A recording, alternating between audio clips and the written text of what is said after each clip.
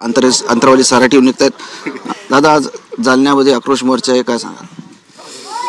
हो, संतोष भैयाला न्याय देण्यासाठी पूर्ण राज्यभरच मोर्चे सुरू आहेत. समाजाच्या वतीनं ते मोर्चे सुरू केलेले सगळ्या समाज काढतायत सगळेजण. आपण समाज म्हणून गेलं पाहिजे आणि प्रत्येक जागेवरती आम्ही जातोय. आजही समाज म्हणून चाललोय, जायचं बसायचं, जनतेत लोकांत जाऊन बसायचं. लातूरमध्ये धनंजय मुंडे समर्थकांनी ठिय्या आंदोलन केलं, त्याच्यानंतर तुमच्यावर त्या ठिकाणी शिवाजीनगर पोलीस स्टेशनमध्ये गुन्हा दाखल करण्यात आला. मी चुकीचं काय केलंय? तुम्ही हजारो करा.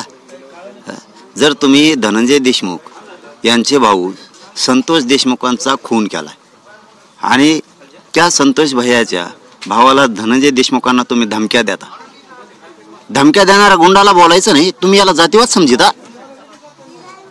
म्हणजे गुंड मोकट सोडायचे, गुंडाला बोलायचं नाही. हे राज्यातल्या कोणत्या जनतेला आणि कोणत्या माणसाला पटणार आहे की तुम्ही गुंड धनंजय देशमुखांना धमक्या द्यायला लागलेत, अरे रावी बोलायला लागलेत? कोणता माणूस सहन करू शकतो? त्यांच्या समाजातले तरी सहन करतील का की ज्याच्या घरात खून झाला आहे, ते इतक्या संकटातून चाललेत, इतक्या दुःखातून चाललेत आणि त्यांचा भाऊ वन फिरतोय म्हणजे धनंजय देशमुख न्यायासाठी, तुम्ही त्याला धमक्या देणार? या राज्यातला कोणता माणूस गप्प बसल? म्हणजे तुम्ही गुंडाची पाठराखण करता, आरोपीचे पाठराखण करता, ही कुठली पद्धत आहे? आणि सरकारमधला कोणी पण असू दे, कोणी पण, प्रत्येक जण सरकारमधल्या मंत्र्याला बोलतोच. याच्यात जातीचा काय संबंध, त्यात ओबीसीचा काय संबंध? प्रत्येक जण नेत्याला बोलतो.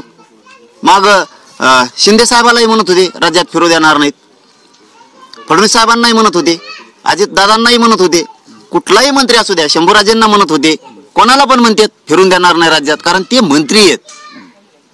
राज्यकर्त्यांना जनता अशीच बोलत असती, कारण ते सरकारमध्ये नसल्यावर कोण बोलन तुम्हाला कोण बोलन?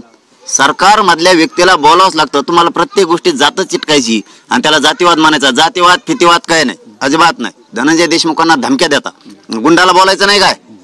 काल परभणीमध्ये लक्ष्मण हाके होते, त्या ठिकाणी ते कार्यक्रमात होते आणि त्या ठिकाणी दलित कार्यकर्ते सचिन खरात गटाचे रिपाई सचिन खरात गट, त्यांनी त्यांचा माईक हिसकावून घेतला आणि तुम्ही वाल्मिक कराडाचं समर्थन करता म्हणून तो माईक हिसकावून घेतला. नाही, ते काय माहीत नाही मला, ते काय माहीत नाही. पण लोकांना समजतं, समजदार लोक आहेत, समजूतदार जनता आहे राज्यातली. जातीवाद लोकांच्या ताबडतोब लक्षात येतो, ताबडतोब लक्षात येतो.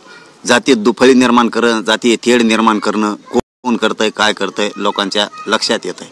संतोष भैयाला न्याय पाहिजे, तसा समाज सूर्यवंशीला पाहिजे, तसाच वाकोडे साहेबांना सुद्धा पाहिजे आणि तो मिळणार आहे. जनता सोडत नसती. अन्याय काय सहन करायचं किती दिवस?